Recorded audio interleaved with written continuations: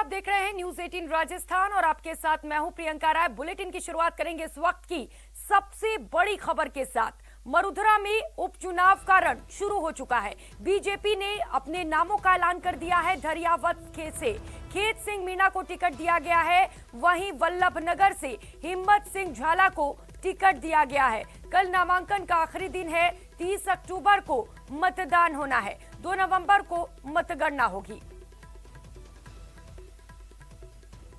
तो बड़ी खबर, बीजेपी ने नामों का ऐलान कर दिया है। प्रत्याशियों के नामों की घोषणा कर दी गई है बीजेपी की ओर से।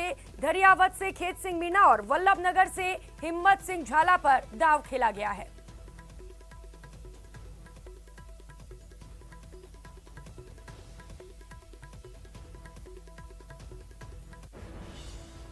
बाबूलाल इस वक्त सहयोगी हमारे साथ जुड़ चुके हैं। बाबूलाल, बीजेपी ने नामों की घोषणा कर दी है अब।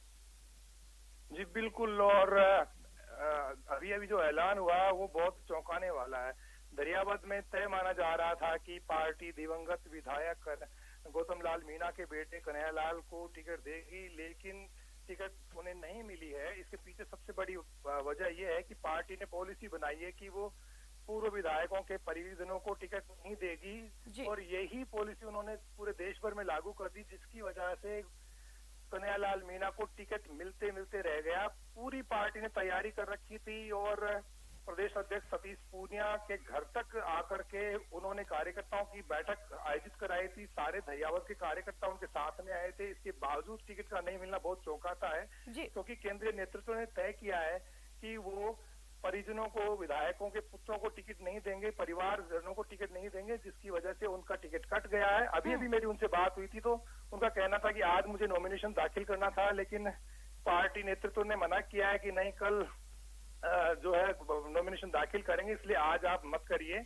आज सतीश पूनिया को भी जो है दरियावत जाना था, लेकिन उन्होंने एन वक्त पर अपना दौरा कैंसिल कर दिया। तो दरियावत में खेत सिंह चुनाव लड़ेंगे, ये सरपंच है वहां पर, और कन्हैयालाल मीणा जो है उनके विरोधी गुट के माने जाते हैं।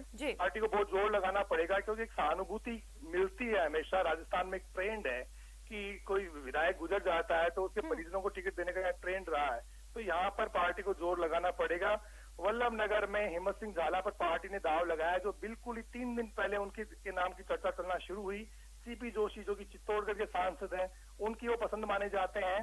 सिक्योरिटी कंपनी है इनकी अपनी खुद की, और कोरोना काल में सेवाई समर्पण अभियान जो पार्टी ने चलाया उसमें इन्होंने बढ़ चढ़ करके भाग लिया, जिसका इनाम इनको टिकट के रूप में मिला है। हालांकि गुलाब चंद कटारिया इस नाम पर ज्यादा सहमत नहीं है। उनकी पसंद उदयलाल डांगी थे। कल तक भी वो यही कह रहे थे कि उदयलाल डांगी को टिकट मिलना चाहिए। वो पिछले 8 महीने से तैयारी कर रहे हैं, पहले भी चुनाव लड़ चुके हैं। तो ना तो कटारिया की इसमें चली है, ना प्रदेश नेतृत्व को भी जो है, उनकी राय को भी जो है केंद्रीय नेतृत्व ने इग्नोर करने की कोशिश की है। लगता यही है कि पार्टी के शीर्ष नेतृत्व ने ये सोच करके पॉलिसी बनाई है कि पूर्व विधायकों के लिए जो है उनके परिजनों को अगर टिकट देंगे तो फिर सब जगह देने पड़ेंगे, तो पूरे देश में इस बार शायद इन्होंने कहीं भी टिकट नहीं दिए। इस वजह से कन्हैयालाल मीणा का टिकट कट गया। दूसरा, उदयलाल डांगी की जबान फिसल गई थी पिछले दिनों, जब उन्होंने दिवंगत हुए पूर्व विधायक थे वहां पर सिटिंग अभी कांग्रेस के, तो उनके बारे में काफी कुछ बोल दिया था। शायद वो उनके टिकट कटने की एक बड़ी वजह रही है। हालांकि जोर बहुत लगाया गुलाब चंद कटारिया ने, लेकिन उनकी भी इस बारे में ज्यादा चल नहीं पाई है। अब पार्टी कैसे एकजुट होकर के वहां पर चुनाव लड़ेगी, ये देखने वाली बात है, लेकिन जोर बहुत लगाना पड़ेगा। पार्टी के कार्यकर्ताओं को बहुत काम करना पड़ेगा। टिकटों का ऐलान तो हो गया है, अब नॉमिनेशन की बारी है। शायद कल जो है नॉमिनेशन दाखिल करेंगे। जी बाबूलाल, देखिए वल्लभनगर और धरियावत दोनों ही सीटें बेहद अहम है। अब प्रत्याशियों के नामों की घोषणा भी कर दी गई है, लेकिन जैसा कि आपने बताया कि पार्टी में कुछ लोग इन नामों से खफा भी हैं, कुछ लोग खुश नहीं हैं, तो क्या पार्टी में बगावती सुर भी देखने को मिल सकते हैं? जी ऐसा तो बिल्कुल नहीं है। पार्टी मनाने की कोशिश करेगी, क्योंकि नॉमिनेशन कोई दाखिल भी कर देगा तो उसको मनाया जाएगा। सतीश पूनिया को कार्यकर्ताओं का नेता माना जाता है और उनकी कार्यकर्ता सुनते भी हैं। अब पूरा दारोमदार गुलाब चंद कटारिया पर है, क्योंकि ये उनके प्रभाव का इलाका है। मेवाड़ की वो नुमाइंदगी करते हैं और पार्टी में उनकी तूती बोलती है हमेशा से, उनकी बात को इग्नोर नहीं किया जाता। लेकिन उदयलाल डांगी के नाम को पर वो मुहर नहीं लगवा पाए, शायद इसलिए थोड़े से वो खफा जरूर होंगे, लेकिन पार्टी उन्हें मना लेगी। लेकिन सतीश पूनिया को ज्यादा मेहनत करनी पड़ेगी। राजेंद्र राठौड़ और अर्जुन मेघवाल को वहां का प्रभारी बनाया हुआ है, तो उन्हें बहुत जोर लगाना पड़ेगा। तो समय रहते पार्टी इन चीजों को दूर करने की कोशिश करेगी। कोई विवाद है, कहीं कोई बगावती जी सूर है, बिल्कुल बाबूलाल, पार्टी कोई भी विवाद दूर करने की कोशिश करेगी। पार्टी की ये कोशिश होगी कि जो आपसी सामंजस्य है उसको बिठा कर रखे। सहयोगी सुधीर भी हमारे साथ जुड़ चुके हैं। सुधीर, दोनों सीटों पे नामों का ऐलान कर दिया गया है, खेत सिंह, हिम्मत सिंह। कौन कौन से वो सियासी समीकरण है जिनको ध्यान में रखकर इन नामों की घोषणा की गई है? देखिए, कल तक नेता प्रतिपक्ष गुलाब चंद कटारिया कुछ और कह रहे थे और नाम आए वो कुछ और आए हैं जी। लिहाजा निश्चित रूप से जो मेवाड़ की बात की जाए तो नेता प्रतिपक्ष से बतौर गुलाब चंद कटारिया का वहाँ का जो लंबा अनुभव रहा है, नया वो रहा है, उसमें जरूर उनको मनाने की आवश्यकता बीजेपी को पड़ने वाली है। लेकिन चूंकि बीजेपी कैडर बेस्ड पार्टी मानी जाती है, जो ऊपर से निर्णय होता है, जो संसदीय बोर्ड निर्णय करता है वो सर्वमान्य होता है, लिहाजा ये निर्णय भी सर्वमान्य ही होना चाहिए। अगर कुछ कोई कमी वैसी रह जाती है जिसमें वहां पर जो प्रभारी चुनाव के जो प्रभारी लगाए गए हैं, जो केंद्रीय मंत्री लगाए गए, पूरी टीम जो लगाई गई है वो सबको मैनेज करने की कोशिश करेगी। क्योंकि माना ये जा रहा है कि अब उपचुनाव जो होने हैं वो संभवतः यही उपचुनाव बचे हैं जो मुख्य चुनाव से पहले होने वाले हैं। तो ये पार्टी की दिशा और दशा दोनों ही तय करने वाले हैं। इस तरह का भी राजनीतिक हलकों में चर्चा है कि ये किधर किस करवट इन दोनों उपचुनाव को लेकर बैठता है। तो जी बिल्कुल सुधीर, ये जो उपचुनाव है वो बेहद खास है, पार्टी की दशा और दिशा दोनों सुनिश्चित करेंगे। बाबूलाल, कांग्रेस भी आज अपने नामों की घोषणा कर सकती है, ऐलान कर सकती है। क्या लगता है कांग्रेस की ओर से कौन से उम्मीदवार सामने आ सकते हैं? जी देखिए, कांग्रेस तो परिजनों पर ही दाव खेलेगी, क्योंकि कांग्रेस के लिए इस तरह की कोई पॉलिसी नहीं है। वो हमेशा से ही दिवंगत विधायकों के परिजनों को टिकट देते आए हैं। तो जो प्रीति सख्तावत, जो उनकी धर्म पत्नी है गजेंद्र सिंह सख्तावत की, उनके ही नाम पर मोहर लगने की संभावना, हालांकि उस परिवार में भी आपस में बहुत ज्यादा खींचतान है। उनके देवर, उनके भांजे, उनके परिवार के कई अन्य सदस्यों ने भी दावेदारी कर रखी है। तो कांग्रेस को भी बहुत जोर आएगा। जिसके भी नाम का वो ऐलान करेगी वहां पर विरोध के स्वर उठना लाजमी है। दरियावत, क्योंकि कांग्रेस की सीट थी नहीं, इसलिए वो किसी को भी मैदान में उतार सकते हैं। लेकिन सबसे जो ज्यादा निगाह है कांग्रेस की, और कांग्रेस को लगता है कि वो सीट जीत सकते हैं, तो वल्लभ नगर, क्योंकि वहां पर बीजेपी में त्रिकोणीय संघर्ष की पूरी संभावना है। क्योंकि गजेंद्र सिंह सख्तावत की धर्मपत्नी चुनाव लड़ती है, इधर से आज रणदीप सिंह भिंडर नामांकन दाखिल कर रहे हैं, हिम्मत सिंह झाला मैदान में होंगी, और कोई भी बीजेपी का कार्यकर्ता या नेता मैदान में उतर गया तो फिर कांग्रेस के लिए थोड़ी सुकून वाली बात होगी। लेकिन बहुत ही हॉट सीट है इस वक्त वल्लभ नगर, जिस पर सबकी निगाहें हैं। कांग्रेस चाहे किसी को भी टिकट दे, वहां पर विरोध के सुर जरूर उठेंगे, और वहां पर भी पार्टी को एक राय बनाने में, लोगों को मनाने में बहुत जोर आने वाला है। चलिए अभी सुधीर के पास चलते हैं। फिलहाल सुधीर, जिस तरीके से बीजेपी ने नामों की घोषणा की है, क्या लगता है इन नामों पर बीजेपी की कमल खिल पाएगी? देखिए, कमल किसका खिलेगा, क्या खिलेगा, वो तो अभी इसके लिए तो मतदान के बाद ही पता चलेगा कि किस करवट वोट बैठता है। लेकिन जिस तरह से पिछला ट्रेंड देखने को मिला है कि जिसके पास जो सीट थी वो ही सीट उसके पास बरकरार रही है, लिहाजा माना यही जा रहा है कि जो ये मुकाबला है उस मुकाबले में बराबर की हिस्सेदारी दोनों की हो सकती है। लेकिन चूंकि ये सेमीफाइनल के तौर पे भी इन चुनावों को देखा जा रहा है, तो लिहाजा सरकार की जो शाख है वो इस पे ज्यादा लगी हुई नजर आ रही है, क्योंकि सत्ता में कांग्रेस है। लिहाजा यहाँ पर ये देखने होगी कि अगर वो बीजेपी से एक सीट छीन कर लाती है तो उसका निश्चित रूप से वर्चस्व बढ़ेगा। तो ये क्योंकि नामांकन, क्योंकि कांग्रेस के भी कैंडिडेट डिक्लेयर होना बाकी है, बीजेपी के होगा, कांग्रेस का होगा, फिर इसमें जो त्रिकोणीय संघर्ष कहाँ है, कौन किसको अपने खेमे में बिठा पाता है या नहीं बिठा पाता है, वो जब समीकरण निकल के सामने आएंगे तब पूरी स्थिति तय हो पाएगी कि अमुक सीट से अमुक प्रत्याशी संभवतः आगे हो सकता है या जीताऊ हो सकता है। ये देखने वाली बात होगी। जी बिल्कुल सुधीर, ये देखने वाली बात होगी। बाबूलाल, जिस तरीके से लखीमपुर खीरी में बवाल हुआ है, इसको लेकर कांग्रेस ने एक बड़ा मुद्दा उठाया और कांग्रेस का कहना है कि लड़ाई आखिरी समय तक जारी रहेगी। क्या उपचुनाव पर भी इसका असर देखने को मिल सकता है? जी बिल्कुल, मुद्दा बनाएगी कांग्रेस पार्टी, और बीजेपी के नेताओं को सफाई देने में बहुत जोर देगा, बीजेपी को जनता को कन्विंस करने में बहुत जोर आएगा।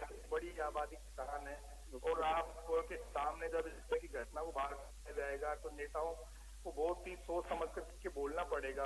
आपकी जबान अगर थोड़ी सी भी फिसल गई तो फिर सत्ता पक्ष जो है कांग्रेस है, इसको बड़ा मुद्दा बना देगी। तो प्रचार के दौरान कांग्रेस पार्टी जो है हमलावर रहेगी इस इश्यू के ऊपर, बीजेपी को घेरने की पूरी कोशिश होगी, और जब आपके मनसाए उम्मीदवारों को टिकट नहीं मिले और उस वक्त जब आप एक कार्यकर्ता को फिर से रेजुवेनेट करने की कोशिश हो तो उस वक्त जो है ना कांग्रेस ज्यादा हमलावर दिखेगी। इस चुनाव में सत्ता है उनकी, इसलिए इसका फायदा उनको मिलेगा। उनके कार्यकर्ता खूब भागदौड़ करेंगे और बीजेपी में जो है फूट है उसका लाभ भी कांग्रेस पार्टी लेने की पूरी कोशिश करेगी। जी बिल्कुल सुधीर, आपसे भी यही सवाल पूछना चाहूंगी। बाबूलाल ने कहा कि इसका कांग्रेस को फायदा मिल सकता है, अगर जबान फिसलती है तो बीजेपी को भारी नुकसान उठाना पड़ सकता है। आपका क्या कुछ कहना है इस पर? देखिए, ये बात सही है कि चुनाव माहौल में हर राजनेता को अपनी सदी हुई भाषा का इस्तेमाल करके ही वोट बटोरने होते हैं, लेकिन वहाँ अगर किसी समुदाय, समाज या किसी ऐसी भाषा का इस्तेमाल हो जाता है तो निश्चित रूप से वोटों की गणित पे इसका फर्क पड़ता है। तो चाहे कांग्रेस हो चाहे बीजेपी हो, दोनों को ही इस बात का पूरा ख्याल रखना पड़ेगा कि वो समझदारी से अपने नेताओं के जो भाषण है उनमें कोई ऐसी संसदीय भाषा या किसी के लिए कोई विशेष बात नहीं बोल दे, उसका पूरा ख्याल रखना पड़ता है। अगर जरा सी भी उकचुक बात बोली जाती है तो निश्चित रूप से उसके मतदान पर इसका सीधा असर पड़ता है। और इस वक्त वल्लभनगर से प्रत्याशी जो खड़े हुए हैं हिम्मत सिंह झाला, वो हमारे साथ जुड़ चुके हैं। हिम्मत सिंह जी, बहुत स्वागत है आपका न्यूज 18 राजस्थान पर। हिम्मत सिंह जी, क्या कुछ रणनीति आपकी तरफ से होगी कि आपको जीत मिल सके उपचुनाव में? नमस्कार हुकम। सबसे पहले तो वल्लभनगर की इस जनता ने जो मुझे इस सामान्य कार्यकर्ता को इतना प्यार और प्रेम दिया, उसके लिए इस वल्लभनगर की जनता का तहे दिल से धन्यवाद। और संगठन ने मुझ जैसे छोटे से कार्यकर्ता के ऊपर इतना भरोसा जताया। मैं संगठन की विचारधारा पे काम करते हुए संगठन के लिए जो भी मेरे लायक आदेश बनेगा और जीत के लिए पूरे प्रयासरत रहेंगे हम। जी हिम्मत जी, अभी कांग्रेस ने एक बड़ा मुद्दा उठाया है लखीमपुर खीरी को लेकर, इस मामले पर क्या कुछ कहना चाहेंगे आप? इसके लिए हमारे वरिष्ठ जन विराजमान हैं और वो आपको बात कर रहे हैं। मैं अभी एक युवा कार्यकर्ता हूं और पार्टी ने मुझे इस लायक समझा। मैं इस पे अभी कुछ नहीं कहने के। चलिए, फिलहाल आप इस मामले पर कुछ भी नहीं कहेंगे, लेकिन हिम्मत जी, पार्टी ने आपको टिकट दिया है, क्या लगता है आप किस तरीके से जीत हासिल करेंगे? पार्टी की उम्मीदों पर खरे उतर पाएंगे? पे काम करते हुए, पार्टी की विचारधारा को आगे बढ़ाते हुए पार्टी के लिए सीट निकालने की कोशिश करेंगे।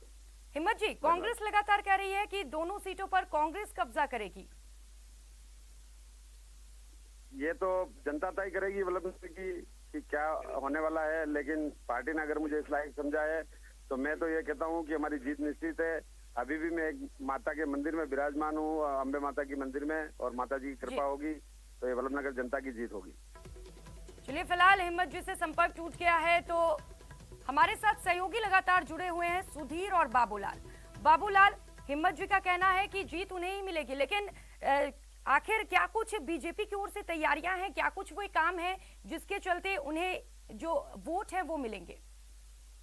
जी देखिए, हिम्मत सिंह झाला का कोई बड़ा राजनीतिक यानी कि तजुर्बा नहीं है। ये पहला उनका चुनाव, तो इस चुनाव में उनको अपना सर्वश्रेष्ठ देना पड़ेगा, क्योंकि वो कोई ज्यादा जाने पहचाने चेहरे नहीं है। इसी कोरोना काल में उन्होंने जो काम किया उसकी वजह से वो सुर्खियों में आए। जनता के बीच में उन्होंने अपनी पहचान बनाने की कोशिश की, लेकिन आम जनता का भरोसा जीतने में जो सालों का एक संघर्ष आपको। चलिए, बहुत शुक्रिया बाबूलाल और सुधीर हमारे साथ जुड़ने के लिए और तमाम जानकारियां साझा करने के लिए। पर प्रत्याशियों के नामों का ऐलान कर दिया है। ये दो तस्वीरें आपको टीवी स्क्रीन पर दिखा रहे हैं। दो प्रत्याशियों के ऐलान किए गए हैं, धरियावद और वल्लभनगर से। धरियावद से खेत सिंह मीणा को प्रत्याशी घोषित किया गया है। पहली तस्वीर आपको टीवी स्क्रीन पर दिखा रहे हैं। वहीं दूसरी तस्वीर वल्लभनगर से हिम्मत सिंह की है, जिनको ये टिकट पार्टी की ओर से मिला है।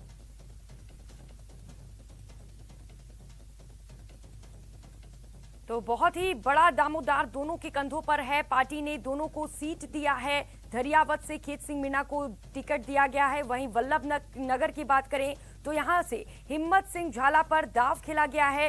दोनों ही प्रत्याशियों की भूमिका इस वक्त बेहद अहम है। शाम तक कांग्रेस भी अपने उम्मीदवारों की घोषणा कर सकती है। कल तक नामांकन दाखिल होने हैं, 30 अक्टूबर को मतदान होगा। तो वहीं आपको बता दें 2 नवंबर को मतगणना होगी और नतीजे सामने आएंगे।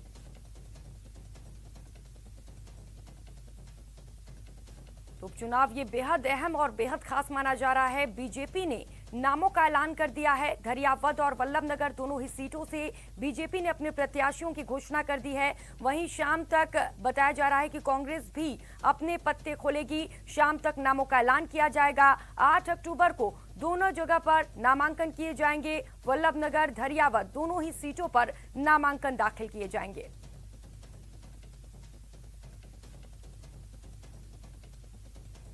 तो बताया जा रहा है कि ये जो उपचुनाव है वो पार्टियों की दशा और दिशा दोनों को सुनिश्चित करेंगे। तो ये बहुत ही बड़ी जंग है बीजेपी और कांग्रेस दोनों के लिए। दोनों अपने जीत के लिए एड़ी और चोटी का जोर लगा रहे हैं। तमाम जगह पर तैयारियां देखने को मिल रही हैं। और बड़ी खबर का रुख कर लेते हैं। कांग्रेस आज अपने पत्ते खोलेगी। शाम तक कांग्रेस भी अपने प्रत्याशियों के नामों का ऐलान करेगी। 8 अक्टूबर को दोनों जगह पर नामांकन दाखिल किए जाएंगे। वल्लभनगर, धरियावद दोनों ही सीटों पर कांग्रेस नामांकन दाखिल करेगी। तो आज शाम तक कांग्रेस की ओर से लिस्ट भी जारी कर दिए जाएंगे। इससे पहले आपको बता दें, बीजेपी ने अपने प्रत्याशियों के नामों का ऐलान कर दिया है। धरियावद से खेत सिंह मीणा को टिकट दिया गया है। वहीं वल्लभनगर से हिम्मत सिंह झाला पर दाव खेला गया है। अब देखने वाली बात यह होगी कि कांग्रेस कौन से प्रत्याशियों का ऐलान करती है।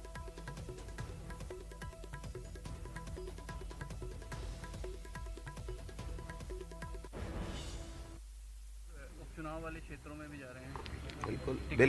बिल्कुल निश्चित रूप से आज रात तक आलाकमान उसको डिक्लेयर कर देगा और हम लोग जाएंगे और दोनों उपचुनाव जीतेंगे।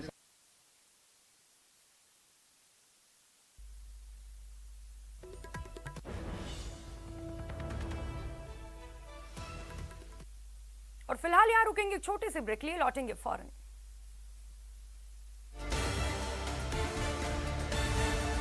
ब्रेक के बाद आप सभी का स्वागत है। मां दुर्गा की उपासना का पावन पर्व नवरात्रि आज से शुरू हो गया है। नवरात्रि को देश भर में धूमधाम के साथ मनाया जा रहा है। साल में नवरात्रि 2 बार आते हैं, एक बार चैत्र नवरात्रि और दूसरी शारदीय नवरात्रि। नवरात्रि के 9 दिन मां दुर्गा के अलग अलग स्वरूपों की विधिवत पूजा की जाती है। माता रानी को प्रसन्न करने के लिए उनके भक्त उपवास भी करते हैं। नवरात्रि आज से शुरू होकर 14 अक्टूबर तक रहेंगे। इस साल तृतीया और चतुर्थी एक साथ पड़ रहे हैं, जिसके कारण नवरात्रि महज 8 दिन के होंगे। 15 अक्टूबर को दशहरा यानी विजयादशमी को त्योहार मनाया जाएगा।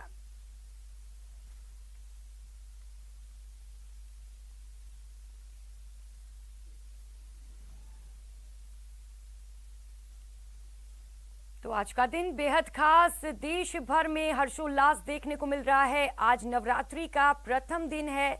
माता शैलपुत्री की आज पूजा की जा रही है। तमाम देश के अलग अलग कोनों में भक्तों में उत्साह देखने को मिल रहा है। सुबह से भक्त मंदिर में पहुंच रहे हैं।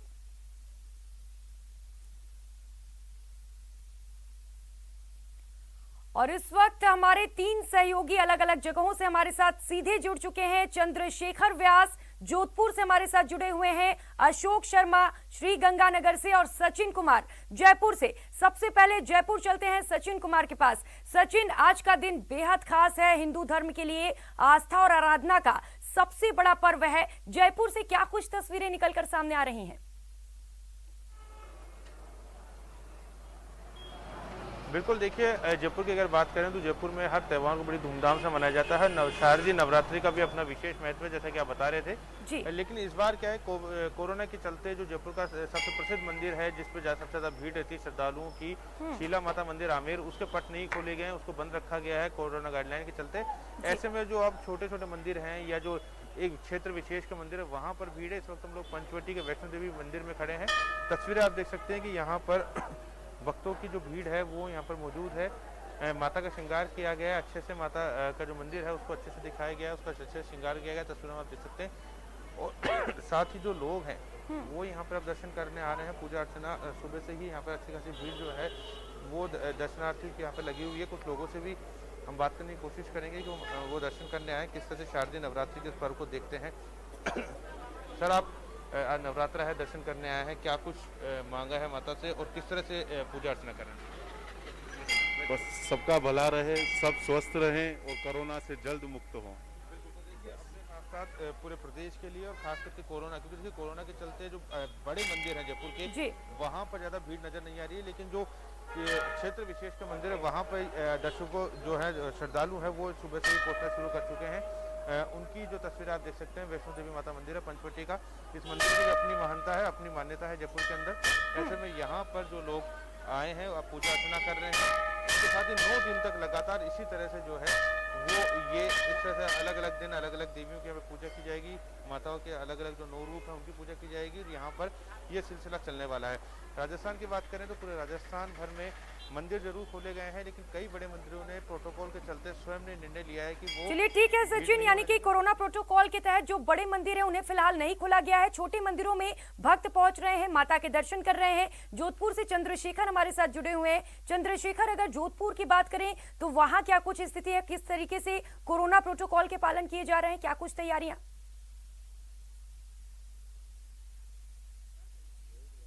देखिए प्रियंका, बात करें तो जो नवरात्रा है वो आस्था, आराधना और तपस्या, इस त्रिवेणी से न केवल शरीर बल्कि आत्मा को पवित्र करने का त्योहार है। और जोधपुर शहर में माता के भक्तों का एक विशेष महत्व है और माता के मंदिर का विशेष महत्व है। इस वक्त हम जोधपुर के मेहरानगढ़ दुर्ग के बाहर खड़े हैं, जहां पर यहाँ की जो माता है, जोधपुर की जो रक्षक माता कहलाती है, चामुंडा माता, इस मंदिर के बाहर खड़े हैं। हालांकि कोरोना वायरस संक्रमण के चलते यहाँ पर जो है सामान्य लोगों को प्रवेश नहीं दिया गया है।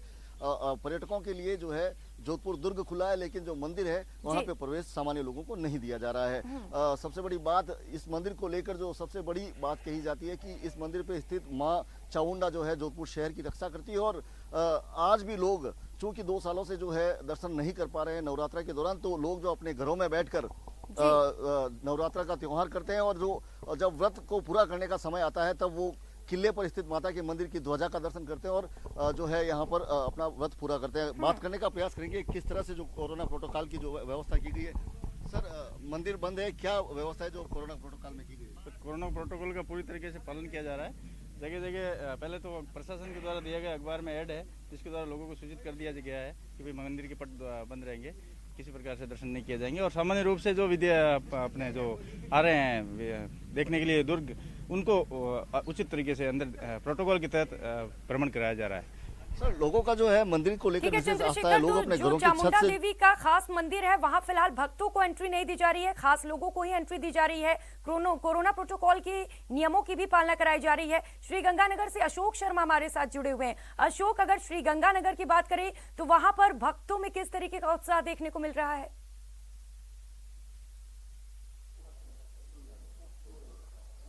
देखिए प्रियंका, शारदीय नवरात्रों का आज पहला दिन है और पहले दिन जो माता रानी के भक्त हैं, श्रद्धालु हैं, वो अल सुबह से ही माता रानी के दरबार में पहुंचकर माता रानी के दर्शन कर रहे हैं और उनकी पूजा अर्चना कर रहे हैं। चूंकि आज पहले दिन माता रानी के प्रथम स्वरूप यानी कि शैलपुत्री के स्वरूप की पूजा की जाती है, तो श्री गंगानगर जिला मुख्यालय के दुर्गा मंदिर परिसर में ही खास डेकोरेशन की गई है नवरात्रों के दौरान। और अल सुबह से ही जो हम दर्शक देख पा रहे हैं कि काफी श्रद्धालु मंदिरों में पहुंच रहे हैं, या हमारे दर्शकों को हम लाइव पिक्चर्स दिखा रहे हैं कि श्रद्धालु लगातार माता रानी के दर्शन करने के लिए श्री गंगानगर के दुर्गा मंदिर पहुंच रहे हैं और माता रानी के प्रथम स्वरूप यानी कि शैलपुत्री की पूजा अर्चना कर रहे हैं। हालांकि चूंकि जी बिल्कुल अशोक, हम तस्वीरों में साफ तौर पर देख सकते हैं किस तरीके से भक्त उत्साहित हैं आज के खास दिन।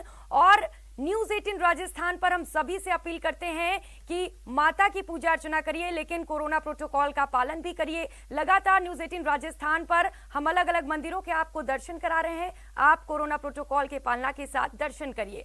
और अगली खबर का रुख करेंगे। देश में आज से नवरात्रि महोत्सव पर लोकसभा अध्यक्ष ओम बिरला ने देशवासियों को बधाई दी है। बिरला ने शारदीय नवरात्र और दुर्गा पूजा महोत्सव की बधाई दी है। स्पीकर ओम बिरला ने नवरात्र पर लिखा है कि नवरात्र हमें आध्यात्मिक ज्ञान, विवेक और चेतना से समृद्ध करे। आप सभी को शरद नवरात्र और दुर्गा पूजा महोत्सव की बहुत बहुत बधाई, शुभकामनाएं। भारत को त्योहारों का देश कहा जाता है। यहाँ प्रत्येक दिन कोई न कोई त्योहार होता है जो हमारी प्राचीन, गौरवशाली तथा समृद्ध संस्कृति और परंपराओं को प्रदर्शित करता है। परंतु इन सब त्योहारों में नवरात्र का अपना एक विशेष महत्व है।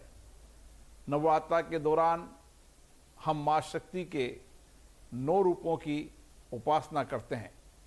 नवरात्रा हम सबके लिए आनंद, उत्सव और उपासना का पर्व तो है ही, ये हमें मातृशक्ति के प्रति सम्मान के भाव को भी बनाए रखते हुए काम, क्रोध, लोभ, मोह, अहंकार, ईर्ष्या और अन्य बुराइयों पर विजय प्राप्त करने की प्रेरणा भी देते हैं। ये 9 दिन हमें आध्यात्मिक ज्ञान, विवेक और चेतना से समृद्ध कर हमारे अंतर मन को शांति।